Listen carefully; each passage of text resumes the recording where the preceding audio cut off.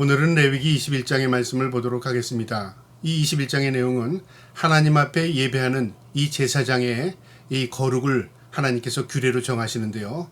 하나님께서 내가 거룩하니 너희도 거룩하라고 백성들에게 말씀하시고, 특별히 하나님과 백성들의 중보자의 역할을 감당하는 이 제사장들에게 거룩하게 하시는 하나님의 규례의 메시지입니다.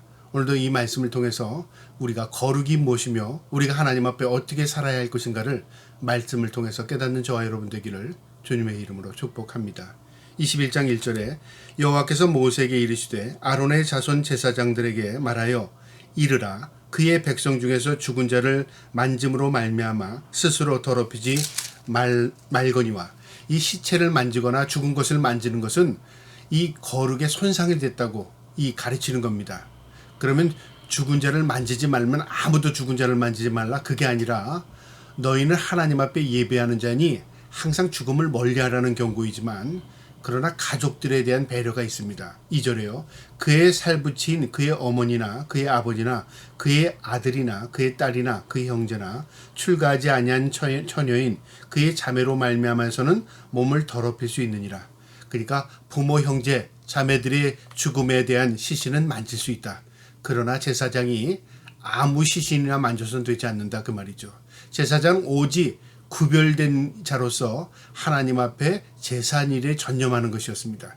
그래서 시신을 만지지 말게 했는데, 그러나 가족들에 대한 것은 하나님께서 배려한 것입니다. 4절에요. 제사장은 그의 백성의 어른인즉 자신이 더럽혀 속되게 하지 말지니라. 제사장은 어른이랍니다. 이건 무엇을 의미하냐면요, 하나님과의 관계에서 백성들 가운데 세움받은 자라, 그 말이죠. 그러니 너희의 모습을 보고 백성들이 닮아갈 수 있다, 그 말이죠. 그러니 너희가 올바로 하나님을 섬겨야 백성들도 그 모습을 통해서 거룩이 무엇인가를 깨닫게 되는 겁니다. 우리가 가정에서도 마찬가지입니다. 부모가 어떻게 사느냐에 따라서 아이들이 배웁니다. 예를 들어서 믿음의 가정에서요, 부모가 엉망진창으로 살면서 너희 믿음 생활 잘하라 그러면 아이들이 어떻게 배울까요? 위선자로 보일 겁니다.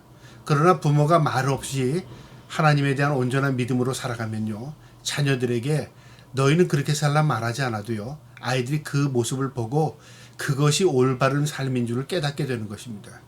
그러니까 신앙생활은 입에 있는 게 아니라 삶에 있는 것이죠. 이처럼 하나님께서 제사장을 온전히 거룩하게 세우기 위한 것은요, 백성들을 거룩하게 하기 위한 하나님의 섭리였습니다. 그 제사장들이 그렇게 살라는 겁니다. 5절에요. 제사장들은 머리털을 깎아 대머리 같게 하지 말며, 그러니까 이방인들 흉내내지 말고, 자기의 수염 양쪽을 깎지 말며 살을 베지 말고. 이방인들, 그러니까 우상을 섬기는 자들은 이렇게 머리를 밀고 깎고 그렇게 했습니다. 그런데 제사장은 그렇게 하지 말랍니다. 그러니까 이 제사장이 그렇게 살아가는 게 거룩이라는 걸 백성들이 보고 배우는 거죠. 6절에요. 그들이 하나님께 대하여 거룩하고 그들이 하나님의 이름을 욕되게 하지 말 것이며, 그들은 여호와의 화제 곧 그들의 하나님의 음식을 드리는 자인즉 거룩할 것이냐. 그들이 하나님 앞에 예배하는 자, 하나님께 음식을 드린다, 하나님 앞에 제사하는 자들이라, 그 말이죠. 그러니까 하나님과의 관계에 있는 자들이기 때문에 너희의 거처를 조심해야 백성들이 거룩이 무엇인가를 배우게 된다, 그 말입니다. 너희도 거룩해야 된다, 그 말이죠.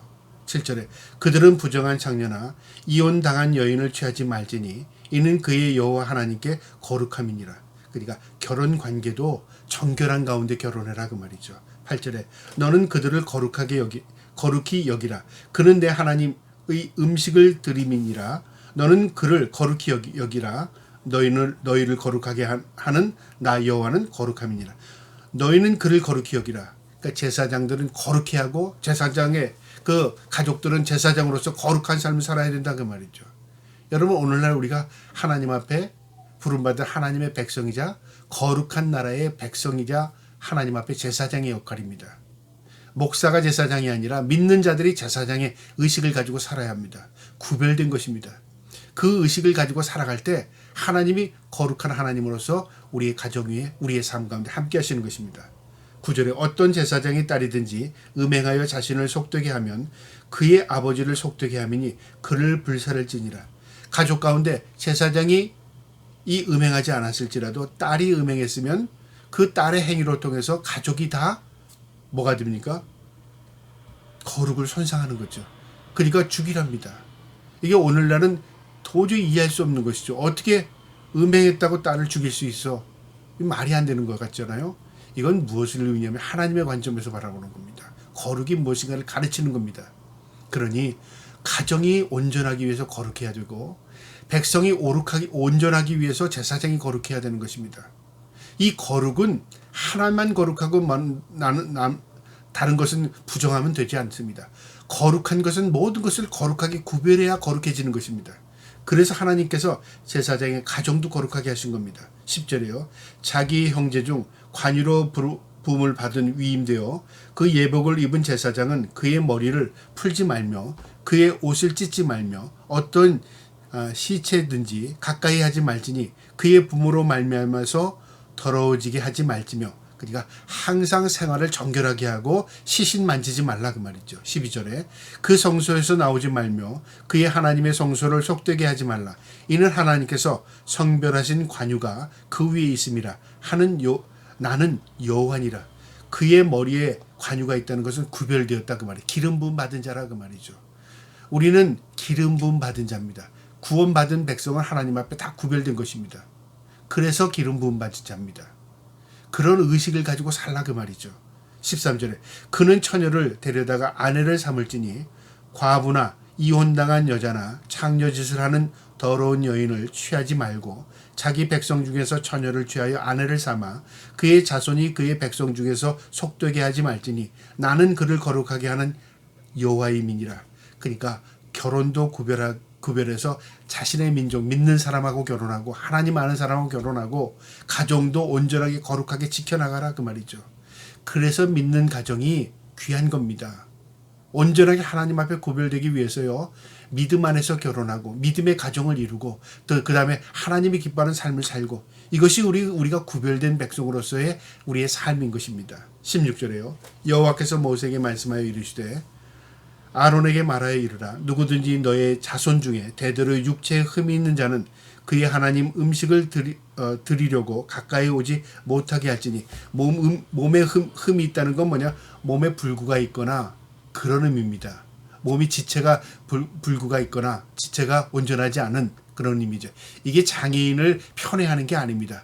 하나님 앞에 드리는 것에 대한 모든 구별의 의식이 지금 무엇인가를 우리에게 가르쳐 주는 겁니다. 18절에 누구든지 흠이 있는 자는 가까이 하지 못할지니 곧 맹인이나 다리 저는 자나 코가 불완전한 자나 지체가 더한 자나 발 부러진 자나 손 부러진 자나 둥 굽은 자나 키 못 자란 자나 눈에 백태가 있는 자나 습진이나 버짐이 있는 자나 고안 상한 자나, 그러니까 몸에 불구나 어떤 이상 증세가 있는 자들 하나님 앞에 세우지 말라 그 말이죠.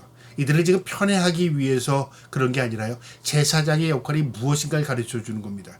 제사장의 역할은 온전한 자로 세워라 그 말이죠.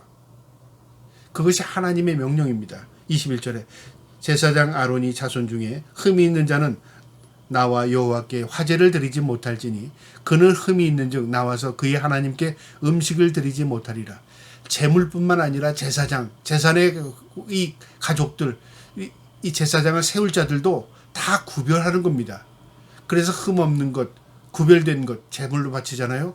그런 의미입니다. 제사장도 삶의 제물인 겁니다. 그래서 구별하는 겁니다. 22절에 그는 그의 하나님의 음식이 지성물이든지 성물이든지 먹을 것이나, 그러니까 하나님께 드려지는 이 제물의 일부분을 제사장들이 먹었습니다. 그 성물을 먹으라 그 말이죠. 23절에 휘장 안에 들어가지 못할 것이요 제단에 가까이 하지 못할지니 이는 그의 흠이 있음이니라.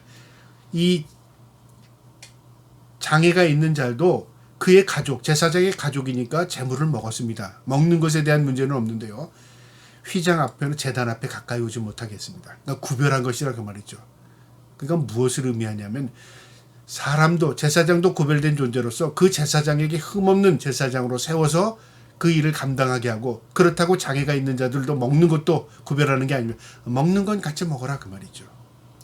내 성소를 더럽히지 못하게 하는 것은 나는 그들을 거룩하게 하는 여호와임이라. 나는 그들을 거룩하게 하는 여호와임이랍니다. 하나님이 거룩하시기 때문에 거룩이 무엇인가를 가르치기 위해서 이 제사장들에게 그렇게 명령으로 내린 겁니다. 마지막 24절에요. 이와 같이 모세가 아론과 그의 아들들과 온 이스라엘 자손에게 말하였더라.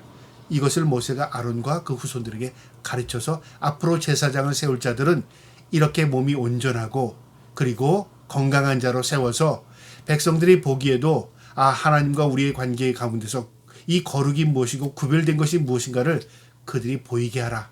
그리고 너희도 구별된 삶을 살 뿐만 아니라 구별된 가정을 이루고 구별된 몸으로 마음으로 하나님을 경배하라 그 말입니다. 이처럼 거룩이라는 것을 이 제사 제도를 통해서 레위기는 우리에게 분명히 가르치는데요. 우리의 삶을 통해서 거룩이 무엇인가를 깨달았다면 우리의 삶에 늘 하나님 앞에 거룩한 모습으로 거룩한 마음으로 거룩한 행위로 하나님 앞에 영광 돌릴 수 있는 저와 여러분 되기를 주님의 이름으로 축복합니다. 아멘.